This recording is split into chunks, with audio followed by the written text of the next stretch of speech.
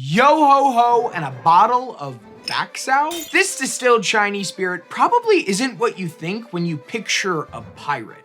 And similarly, former sex worker turned fleet commander Zheng Yi Sao probably isn't who you'd picture either. And yet, by most markers, she is the most successful pirate to ever live.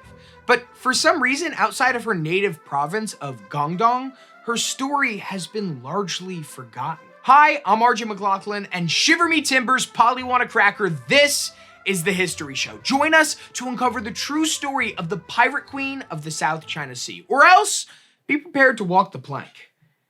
What's up? We can't tell our viewers. I'm just telling them to walk the plank to certain death off the side of a moving boat. What's so wrong with that?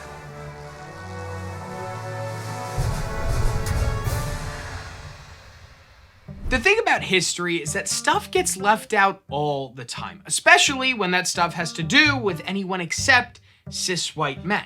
Like me, hi. So while we're all familiar with the swashbuckling dude pirates like Blackbeard, I personally had never even heard of Zheng Yi Sao until I started working on this show. And because pirates aren't always great at keeping records, looking back, it's hard to know exactly what her deal was. Those who do know her story know it is something that exists somewhere between actual history and a sort of tall tale, meaning that in addition to the regular academic papers, talks, and fact-check podcasts, this episode took me to all sorts of weird, only quasi-reputable websites in my research journey. It is never a good sign when your source is an unsecured personal website with an animated pirate flag in the header, but we make do. Plus, thanks to dicey translations from Chinese, as well as the difference between Cantonese and Mandarin, different sources even spell her name differently. So it's hard to know if she really went by Zheng Yi Sao or something like Zheng Yi Sao or Zheng Si, but one thing's for certain, she was one badass pirate lady. Our eventual pirate queen was born with the name Set Young, sometime around 1775 in Sunhoi, Guangdong, near the coast of the South China Sea. Now, there really isn't any information out there about her family, but odds are they were pretty poor. You see, during this period of the Qing dynasty, Guangdong was filled with wealth inequality thanks to a population boom combined with really strict regulations that restricted all foreign trade to the harbors of Guangdong. And with all that foreign trade consolidated to the area to make a little extra cash, a lot of these fishing families turned to the pretty unique off-season side hustle of piracy. Now, we don't know if Set Young's family participated in this part-time piracy, but the next time her name pops up in history, she's working as a sex worker on a floating brothel known as a flower boat. Now, we can't be totally sure why Set Young joined the flower boat or whether or not it was consensual, but already Set Young proved herself to be an astute businesswoman with a sixth sense for sniffing out power for herself. You see, she'd charm her clients into revealing their maritime secrets and then trade those secrets for both cold hard cash as well as clout within the community. Now, unfortunately, since these were the kind of secrets revealed in private, we don't have any written examples of exactly the kind of dirt she was mining from these guys, but we know it was enough to get her more money and power than most other women in her position. Now, the flower boat is likely where Set Young met successful pirate and her future husband, Zheng Yi. In one version of the story, Zheng Yi was head over peg leg smitten with Set Young and proposed to her himself. But in another, Set Young was the one who pursued him, after learning how rich and powerful he was, of course. Either way, the happy couple married in 1801, and Set Young took her married name, Zheng Yi Sao, which, by the way, literally means wife of Zheng Yi, and both husband and wife took to the seas. Now, like I mentioned, 36-year-old Zheng Yi was already a pretty badass pirate himself, from a whole lineage of pretty badass pirates going all the way back to the Ming Dynasty, like over 150 years earlier. A pirate nepo baby is how I would describe him, right? The Michael Corleone of the seas. And right around the time that Zheng Yi and Zheng Yi Sao linked up, piracy in the South China Sea had a boom of growth thanks to an alliance with a rebel group who had overthrown the government in nearby Vietnam. Now, pirate battles were everywhere, but Zheng Yi and Zheng Yi Sao had an idea. What if instead of killing each other in these battles, get this, they work together?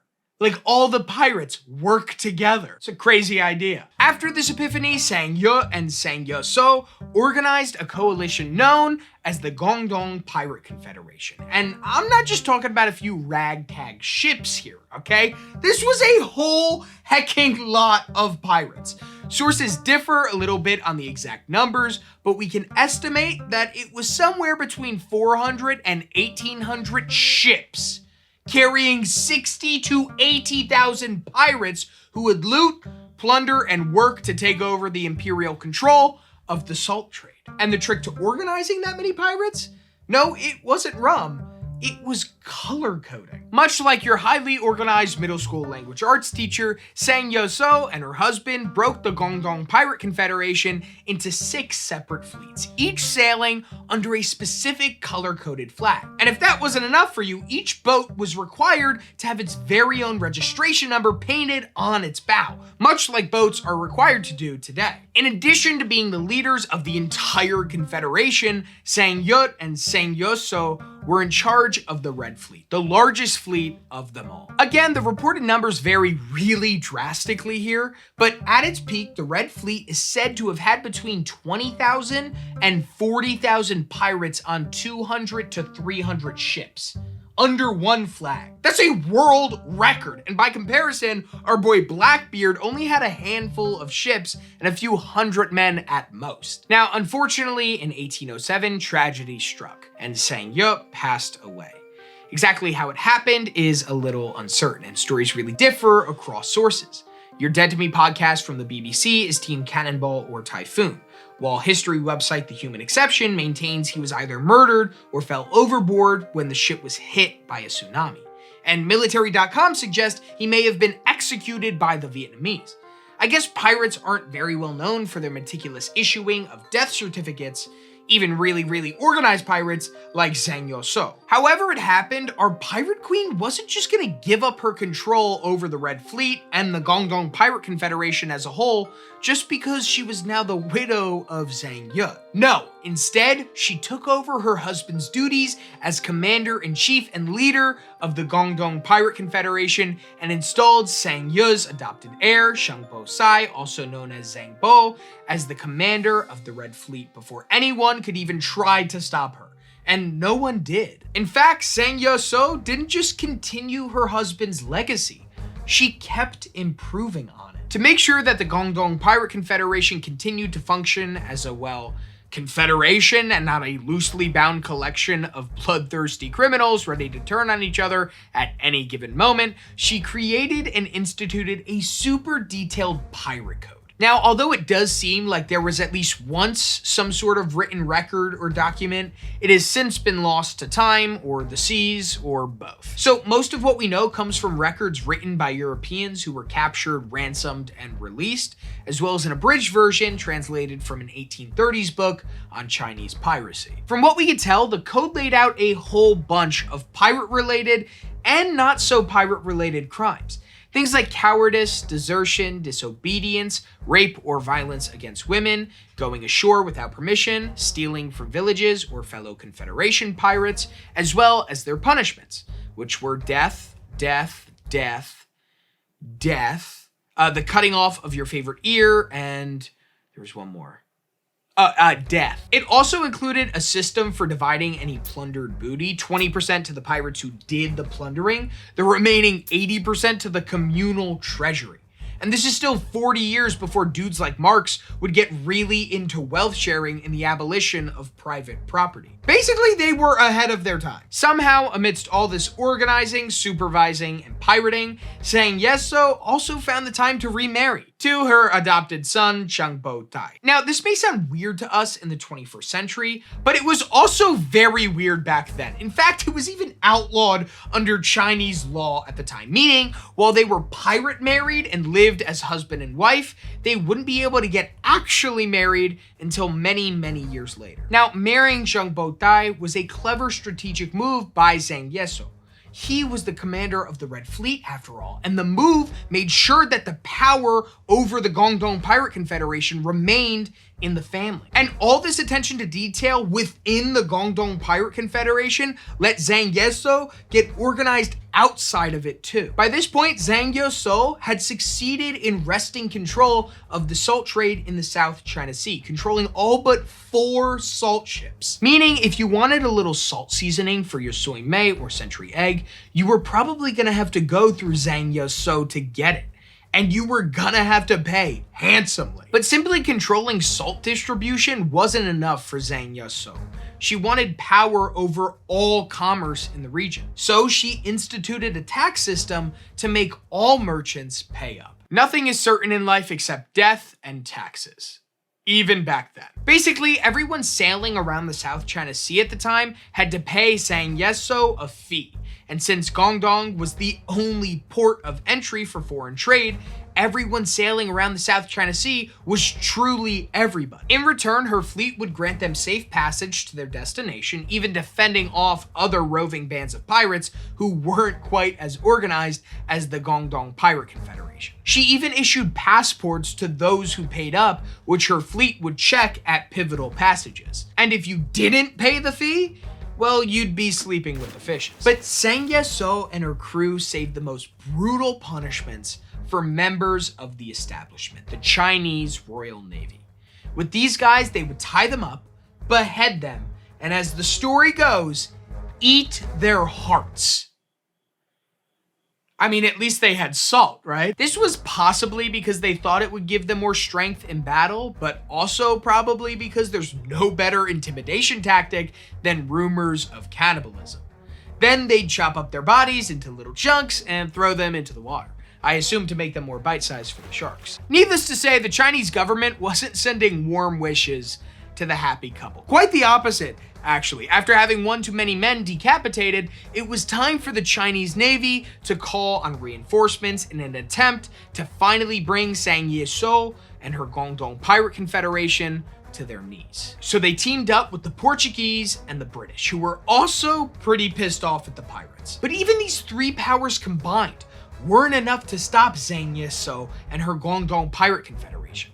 No matter how many blockades they set up or how many fire ships they sent, which by the way are just ships that they set on fire that they launch at you, the pirates seem to overcome them with relative ease. But all good things have to come to an end eventually. Summer Vacation, the Cars franchise, Cars 2 is the greatest movie to ever be made, and even pirate empires. By 1810, the Guangdong Pirate Confederation was starting to splinter. Hostilities began to mount between Zheng Yi Sao and the leader of the Black Fleet, a guy named Ka Bo Dai. And the Qing's government's new tactic to address the pirate problem was a lot less firepower and a lot more straight-up bribery. Essentially, they were going to individual squadron leaders to offer them amnesty in an effort to try and break up the team. So Zheng Yi Sao decided to quit while she was ahead. Basically, she went to the Chinese government and promised to turn herself in without a fight on 2 conditions. The first was that she and her men would receive no sort of punishment or consequences for her years as a pirate. The second was that the government would provide her with a government pension for the rest of her life, meaning essentially that the Chinese government would pay her a yearly stipend to knock off the whole pirating thing. And the Chinese government was so desperate to get Zheng Yi Sao out of the South China Sea that they said yes. They also allowed her to keep a small fleet of ships to continue her salt trading business, as well as most of her plundered booty. They even made Zhang Bo Dai an officer in the military. All in all, it was a pretty cushy retirement, the kind most of us only dream of. And Zheng Yi Sao had done it at only 35 years old. 35 years old with a pension. That is wild. I'll be lucky if I'm only living with 2 other roommates at 35, yet alone retired with a pension. Pretty quickly after retiring from piracy, she gave birth to a son with Zhang Bo Dai. But I couldn't find a lot of information on him, leading me to believe that he probably had a much more mellow life than either of his parents. Zhang Bo Dai went on to have a really successful naval career, and Zheng Yi Sao was likely beside him. She also served as an advisor to the government during the First Opium War and eventually opened up a gambling house that was also maybe a brothel, we aren't really sure, but eventually she passed away at 69 years old. And now that I know pretty much everything I could scrounge up on the internet about her, from the BBC to Nat Geo to the Guinness Book of World Records to famouspirates.com, I'm left with some questions. How do we tell this little known story about this really powerful woman as real factual history? Like I've mentioned over and over again, the lack of first-hand sources makes it really easy to veer into tall tale territory. And because she's not super well known outside of her native China, when she does appear in Western culture, it's often as a literal fictional character. She's the basis of Mistress Ching in Pirates of the Caribbean, for example, and appears in the 2022 Doctor Who Easter special. But we should know about her. I mean, she's literally the most successful pirate to have ever lived, and she was a woman. But wait a minute, by focusing on the fact that she was a woman rather than her actual accomplishment of operating the largest pirate fleet ever, am I just a part of the problem? I mean, Zheng Yi Sao is inarguably a force to be reckoned with, amassing a huge amount of power by being the smartest person in the room. And even though female pirates weren't uncommon in China at the time, her forceful leadership took it to another level. And she definitely looked out for other women. Think about the fact that in her pirate code, it included death as a punishment for sexual assault. And according to historian Ronald Poe, she welcomed wives and children of male pirates aboard the ship with her. And she even commanded a specific smaller fleet of exclusively female pirate warriors during her time as the leader of the Guangdong Pirate Confederation. But did she do all that stuff because she cared about the advancement of women in general, or because she cared about the advancement of one woman in particular, herself? Just focusing so much on her gender only served to mythologize her further, divorcing her from her actual historical actions. Nobody gives a damn about Blackbeard's gender. Thanks a lot, patriarchy. One of the hardest parts about making a history series is making sure it reflects, well, history, and not the internal biases of me, my writing team, or the sources I've used to help me research. And that's especially true when it comes to stories like Zheng Yi Sao's, when there's so little first-hand information out there to pull from. And when you get right down to it, the story of a poor girl from Sunhui who grew up to be the most powerful pirate ever is hard not to mythologize. But here at the History Show, we're about unearthing the facts. And the fact is, Zheng Yi Sao was successful not because of her brutality or mad sword fighting skills or any of those other stereotypical pirate characteristics, but because she was smart, focused, and really organized. And while things like color coding, intricate tax systems, and a whole lot of rules aren't quite as flashy as cannons and cutlasses, they're what real history is made of. Thank you to everybody who helped make this episode. If you have any other buried historical stories you want us to dig up, let us know in the comments. If you see stories below that you like, you can upvote them and we'll add them to our ever-growing list of topics. Also, if you want to see what we're up to, you can join the Complexly newsletter by visiting complexly.com. I'm Archie McLaughlin, and I will see you in the next episode.